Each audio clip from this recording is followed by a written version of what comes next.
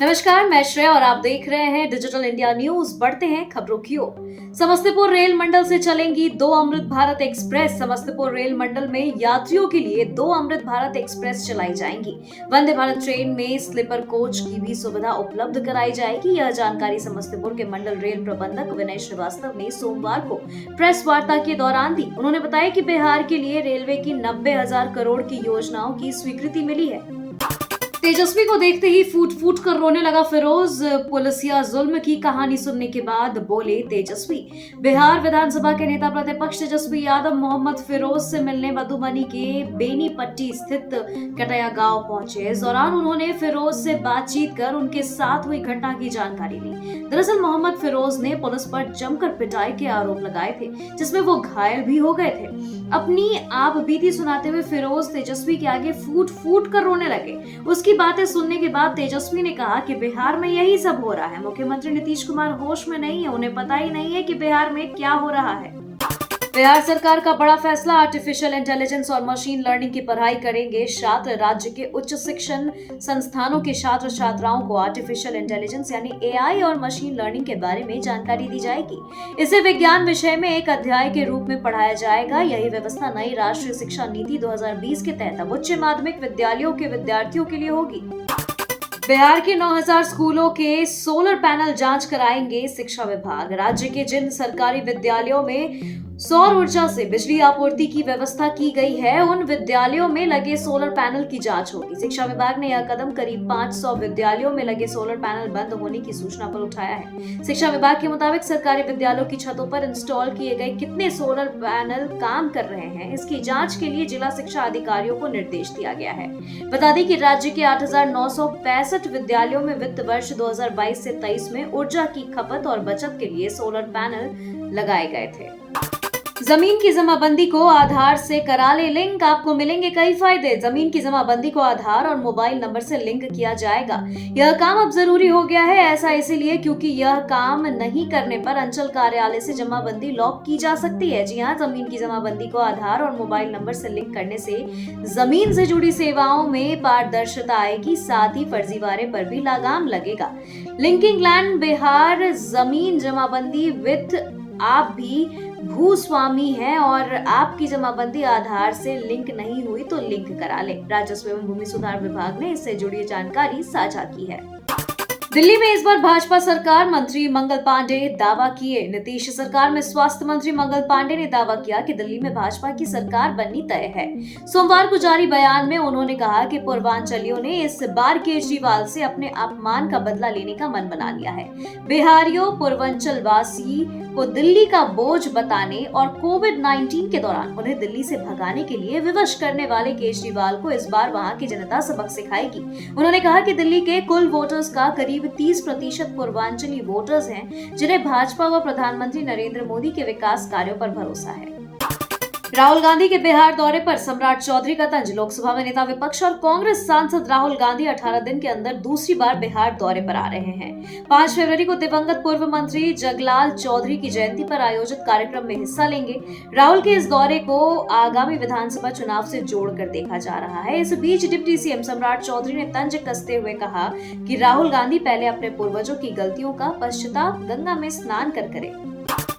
11 साल के बजट में क्या मिला? बिहार के साथ सौतेला बर्ताव हुआ। तेजस्वी ने मोदी सरकार को फिर घेरा। केंद्रीय बजट में बिहार के लिए की गई घोषणाओं को नेता प्रतिपक्ष तेजस्वी यादव ने जुमलेबाजी बताया है। एक बार फिर से मोदी सरकार पर हमला बोलते हुए कहा कि एनडीए सरकार का ये 12वां बजट है, लेकिन इससे पहले जो 11 बजट पेश हुए उसमें बिहार को क्या मिला? सब कुछ तो गुजरात को दिया है। आप आंकड़े उठाकर देख सकते हैं, दूध का दूध पानी का पानी हो जाएगा। बिहार के साथ एक बार फिर से सौतेला बर्ताव हुआ है। पिछले बजट में विशेष राज्य के दर्जे के लिए लगभग घोषणा हो गई थी। 60,000 करोड़ कहाँ है? क्या हिसाब है? मिला तो क्या मिला? कहाँ खर्च हुआ? इसका हिसाब किताब तो बताना चाहिए।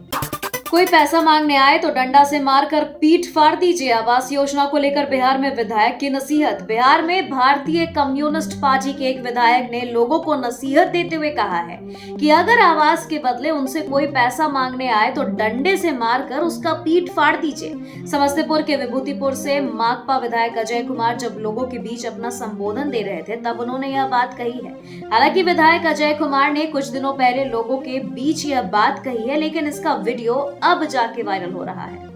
कटिहार और खगड़िया से 50,000 के दो इनामी बदमाश गिरफ्तार, टॉप 10 में थे शामिल। कटिहार में 50,000 के दो इनामी कुख्यात बदमाश शंकर यादव को पुलिस ने गिरफ्तार कर दिया है, जिसके खिलाफ मुंगेर, भागलपुर, कटिहार और पूर्णिया जिले में करीब 1 दर्जन से अधिक हत्या और लूट के साथ साथ रंगदारी मांगने का केस दर्ज है। आरोपी के पास से एक पिस्टल, एक देसी कट्टा सहित आधा दर्जन से अधिक कारतूस और अन्य सामान बरामद की गई है। यह जानकारी पुलिस अधीक्षक वैभव शर्मा ने प्रेस कॉन्फ्रेंस में दी। कांग्रेस ज्वाइन करने वाले भागीरथ मांझी से मुकाबले के लिए बेटी तैयार। कहा जाता है कि राजनीति महत्वाकांक्षी कई बार अपने ही परिवार को बिखेर देती है। देश भर में माउंटेन मैन के नाम से प्रसिद्ध दशरथ मांझी के परिवार में आपसी कलह और टूट सामने आने लगी है। दरअसल दशरथ मांझी के बेटे भागीरथ मांझी ने हाल ही में कांग्रेस का हाथ थाम लिया है, लेकिन भागीरथ मांझी ने कांग्रेस में शामिल होते ही अब भागीरथ मांझी की बेटी अपने पिता के खिलाफ ही चुनाव में ताल ठोकने के लिए तैयार नजर आ रही है। दशरथ मांझी की पौत्री अंशु कुमारी ने कह दिया है कि अगर जेडीयू उन्हें टिकट देगी तो विधानसभा चुनाव में अपने पिता के खिलाफ मुकाबला करेंगी। लालू को नहीं जानती थी ममता कुलकर्णी। बॉलीवुड एक्ट्रेस से साध्वी बनी ममता कुलकर्णी इन दिनों चर्चा में है। हाल ही में एक इंटरव्यू के दौरान उन्होंने 3 दशक पुराना किस्सा सुनाया जब वह पटना में एक डांस शो करने आई थी। बिहार के तत्कालीन मुख्यमंत्री एवं राष्ट्रीय जनता दल यानी आरजेडी के सुप्रीमो लालू यादव के एक करीबी विधायक ने यह शो कराया था, जो काफी चर्चा में रहा था। उसमें उन्होंने 1995 में आई फिल्म करण अर्जुन के मशहूर गाने राणा जी मुझे माफ करना पर डांस किया था। ममता कुलकर्णी ने कहा कि वह उस समय जानती ही थी कि लालू कौन है और बिहार कहाँ है। पटना पहुंचकर जब नक्सली के बारे में सुना तो वह चौंक गई थी। जिस होटल में उन्हें ठहराया गया था वहां पर हजारों लोगों को देखकर दंग गई थी। पत्रकारों की पिटाई के आरोप से घिरे जेडीयू सांसद अजय मंडल ने माफी मांगी, क्या कहा? अजय मंडल घायल पत्रकार से मिलने जवाहरलाल नेहरू अस्पताल में पहुंचे, जहां उन्होंने घायल पत्रकार का कुशल क्षेम पूछा और कहा कि जो कुछ हुआ वो गलत हुआ। अजय मंडल ने कहा, हमारे लोगों का पत्रकार भाइयों के साथ झंझट हो गया था, मैं उन्हीं को देखने आया हूं। अब अजय मंडल से यह पूछा गया कि आप पर भी गाली गलौज करने के आरोप लगे हैं। तब इस पर जेडीयू सांसद ने कहा कि मेरा बॉडीगार्ड गलत काम कर रहा था तो मैं उसकी गाली दे रहा था। सांसद अजय मंडल ने आगे यह भी कहा कि मैं समझता हूं कि जो हुआ बिल्कुल गलत था। पत्रकारों के साथ हुई घटना गलतफहमी हो सकती है, लेकिन अब ऐसा नहीं होगा। आरजेडी सांसद से 20 करोड़ की रंगदारी मांगने वाला जोगा डॉन अरेस्ट, फिलीपींस से भारत लाया गया। बिहार के पूर्व डिप्टी सीएम तेजस्वी यादव के करीबी एवं राष्ट्रीय जनता दल के राज्यसभा सांसद संजय यादव से 20 करोड़ की रंगदारी मांगने वाले हरियाणा के जोगिंदर योंग उर्फ जोगा डॉन को सीबीआई ने गिरफ्तार कर लिया। उसके खिलाफ सीबीआई ने रेड कॉर्नर नोटिस जारी कर रखा था। जोगा डॉन के खिलाफ दुनिया भर के देशों की विशेष एजेंसियों को सूचना दी गई। रेड कॉर्नर नोटिस के आधार पर इंटरपोल चैनल के माध्यम से इस गैंगस्टर को फिलीपींस में पकड़ा गया।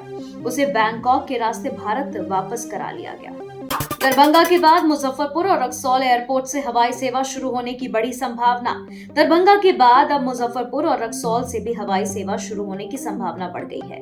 इससे उत्तर बिहार के विकास को पंख लगेंगे। मुजफ्फरपुर में औद्योगिक क्षेत्र का तेजी से विकास हो रहा है और विमान सेवा शुरू होने से बड़ी कंपनियां निवेश के लिए प्रोत्साहित होंगी। रक्सौल के नेपाल सीमा से सटे होने से अंतर्राष्ट्रीय व्यापार को गति मिलेगी। बीपीएससी अध्यक्ष की बढ़ सकती है परेशानी। सुप्रीम कोर्ट ने बिहार सरकार को जारी किया नोटिस। सुप्रीम कोर्ट ने एक जनहित याचिका पर सुनवाई करते हुए बिहार सरकार को नोटिस जारी किया है। शीर्ष अदालत द्वारा नोटिस जारी किए जाने के बाद ऐसा माना जा रहा है कि बिहार लोक सेवा आयोग यानी बीपीएससी अध्यक्ष रवि मनु भाई परामर की परेशानियां बढ़ सकती है। इस जनहित याचिका में बीपीएससी अध्यक्ष रवि मुना भाई परामर की नियुक्ति को चुनौती देते हुए उनकी नियुक्ति को रद्द करने की मांग की गई है। 5 फरवरी को एक बार फिर बिहार आ रहे राहुल गांधी के बिहार दौरे की तैयारी चल रही है। लोकसभा में विपक्ष के नेता राहुल गांधी 5 फरवरी को पटना आएंगे। श्री जगलाल चौधरी जयंती समारोह में राहुल गांधी पटना आ रहे हैं। लोकसभा चुनाव 2024 के बाद यह उनका बिहार का दूसरा दौरा है। कांग्रेस के नेताओं और कार्यकर्ताओं ने इसके लिए तैयारियां शुरू कर दी है। कांग्रेस नेता यहां पटना के बापू सभागार में आयोजित एक कार्यक्रम में भाग लेंगे। कौन है जगलाल चौधरी, जिनकी जयंती समारोह में राहुल गांधी आ रहे हैं? नए साल में राहुल गांधी दूसरी दफे बिहार आ रहे हैं। 5 फरवरी को स्वतंत्रता सेनानी जगलाल चौधरी जयंती समारोह है। इसी कार्यक्रम में शिरकत करने लोकसभा में नेता प्रतिपक्ष राहुल गांधी पटना आ रहे हैं। जिससे जगलाल चौधरी की जयंती समारोह में राहुल गांधी शिरकत करेंगे, वो महान स्वतंत्रता सेनानी और समाज सुधारक थे। चौधरी पहले ऐसे शख्स थे जब संयुक्त बिहार में शराबबंदी लागू करने की कोशिश की थी। नीतीश की बड़ी सफलता, सर्वे में मिल गए 18 लाख एकड़ सरकारी जमीन। बिहार में जारी जमीन सर्वे के बीच नीतीश कुमार सरकार ने अब तक सरकारी जमीन के 31 लाख खेसरा की पहचान की है, जिसका रकबा 17.86 लाख एकड़ बन रहा है। ये जानकारी राजस्व और भूमि सुधार विभाग के द्वारा जारी आंकड़े में दी गई है। बिहार में इस तरह का लैंड सर्वे 70 साल बाद हो रहा है, जिसके जरिए सरकार अपनी जमीन भी खोज और पहचान रही है। इतने बड़े पैमाने पर सरकारी जमीन को खोज निकालना राजस्व और भूमि सुधार विभाग की बड़ी कामयाबी है। इस जमीन का उपयोग सरकारी योजनाओं और उद्योगपतियों के निवेश प्रस्तावों पर जमीन देने के लिए हो सकता है। गिरिराज सिंह ने अरविंद केजरीवाल को बताया दिल्ली का सबसे बड़ा गुंडा। दिल्ली विधानसभा चुनाव में सत्तारूढ़ दल आम आदमी पार्टी और विपक्षी दल भाजपा के बीच आरोप प्रत्यारोप का दौर लगातार जारी है। दोनों ओर से एक दूसरे पर गुंडागर्दी करने का आरोप लगाए जा रहे हैं। आपके मुख्य अरविंद केजरीवाल के ओर से भाजपा पर लगाए गए गुंडागर्दी के आरोपों पर जोरदार पलटवार करते हुए भाजपा सांसद गिरिराज सिंह ने केजरीवाल को ही दिल्ली का सबसे बड़ा गुंडा बताया है। बजट 2025 से 26 में रेलवे को क्या मिला? रेल मंत्री अश्विनी वैष्णव ने दी पूरी जानकारी। रेल मंत्री अश्विनी वैष्णव ने वीडियो कॉन्फ्रेंसिंग के माध्यम से बजट 2025 से 26 में रेलवे को लेकर प्रेस को संबोधित किया है। उन्होंने कहा कि प्रधानमंत्री नरेंद्र मोदी द्वारा भारतीय रेलवे के लिए 2,52,000 करोड़ आवंटित किए गए हैं। रेल मंत्री ने कहा कि बिहार में जहां 2009 से 14 के मध्य औसतन प्रतिवर्ष 64 किलोमीटर नई लाइन का निर्माण होता था, वहीं 2014 से 24 के मध्य औसतन प्रतिवर्ष 167 किलोमीटर नई लाइन का निर्माण हुआ, जो लगभग 2.5 गुना ज्यादा है। अभियान चलाकर मजदूरों के बच्चों का स्कूलों में होगा एडमिशन। बसंत पंचमी के मौके पर विद्या की देवी मां सरस्वती की पूजा धूमधाम के साथ की गई। बिहार में शिक्षा विभाग ने यह प्रण लिया है कि कोई बच्चा बिना ज्ञान का नहीं रहेगा। उसकी पढ़ाई के बीच गरीबी दीवार नहीं बनेगी। ईंट भट्टा या अन्य निर्माण स्थलों पर काम करने वाले मजदूरों के बच्चे भी अब स्कूलों में पढ़ेंगे। कोई बच्चा शिक्षा से वंचित नहीं रहेगा। मजदूरी करने वालों के 6 से 14 साल के बच्चों की पहचान कर पास के स्कूलों में एडमिशन कराया जाएगा। राष्ट्रीय मानवाधिकार आयोग ने बिहार के एसएसपी को किया तलब। राष्ट्रीय मानवाधिकार आयोग ने मुजफ्फरपुर के एसएसपी को तलब किया है। आयोग ने नोटिस जारी कर एसएसपी को सशरीर उपस्थित होने को कहा। एसकेएमसीएच से जुड़े एक मामले में मानवाधिकार आयोग ने समन जारी किया। दरअसल मुजफ्फरपुर के श्री कृष्ण मेडिकल कॉलेज और अस्पताल परिसर में नवजात शिशु को कुत्तों के द्वारा खाए जाने के मामले में राष्ट्रीय मानवाधिकार आयोग ने मुजफ्फरपुर के वरीय पुलिस अधीक्षक को समन जारी किया है। एक और 4 लेन होने वाला है चालू। मार्च महीने से 1.5 घंटे की दूरी महज 30 मिनट में कर लेंगे पूरी। पटना के लोगों को जल्द ही एक बड़ी सौगात मिलने वाली है।